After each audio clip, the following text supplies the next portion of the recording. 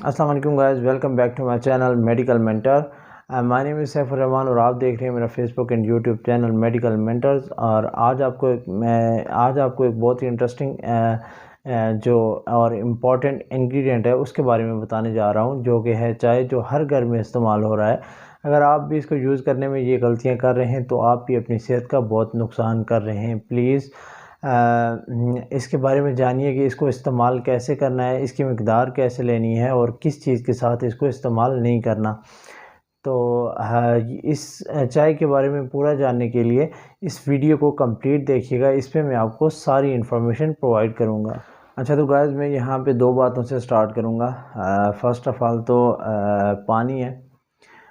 पानी एक बहुत हेल्दी चीज़ है और हमारी बॉडी जो है वो ज़्यादा जो हमारी बॉडी की परसेंटेज है वो पानी से बनी है। और अगर पानी भी आप गलत टाइम पे यूज़ करेंगे तो ये भी आपको जो है नुकसान देगा। तो फिर चाय क्या चीज़ है? तो अगर आप चाहें तो अपनी बॉडी को ऐसे मास्टर कर सकते हैं कि आप चाय के ग़ुलाम भी बन सकते हैं और चाय को अपना ग़ुलाम भी बना सकते हैं। तो गाइज़, पहली गलती ये है कि जब हम उठते ही चाय कंज्यूम करते हैं तो ये हमारी बॉडी को डिहाइड्रेट कर देती है, क्योंकि पूरी रात सोने की वजह से हमारी बॉडी ऑलरेडी डिहाइड्रेटेड होती है, तो ये हमें और ज़्यादा डिहाइड्रेट कर देती है। बेशक चाय हमें एक्टिव भी करती है, अलर्ट भी करती है, लेकिन ये हमें डिहाइड्रेट करती है। इससे बेहतर है कि हम नींबू पानी पी लें या फिर हम जो है वो सिंपल जो नीम गर्म पानी होता है वो पी लें, जो कि आपको हाइड्रेट भी करेगा और आपकी बॉडी को जो है बैलेंस भी करेगा।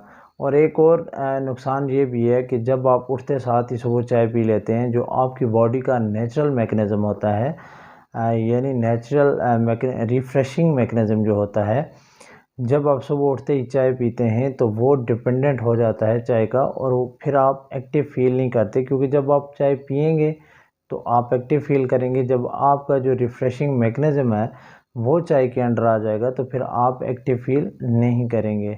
और एक और बड़ी गलती है जो आप करते हैं, जो खाना खाने के फ़ौरन बाद आप चाय पीते हैं, तो चाय में मौजूद जो टैनिन्स होते हैं वो जो हैं कैल्शियम, ज़िंक, आयरन, इनकी जो जज़्ब करने की एबिलिटी होती है उसको ये ख़त्म कर देते हैं, जिसकी वजह से बाद में फिर आपको फ़ील होता है चाय के बगैर कि आप थके हुए हैं, टायर्डनेस है आप में, या आपका कोई काम करने का दिल नहीं होता, या बहुत सारी फीलिंग्स आ जाती हैं बॉडी में।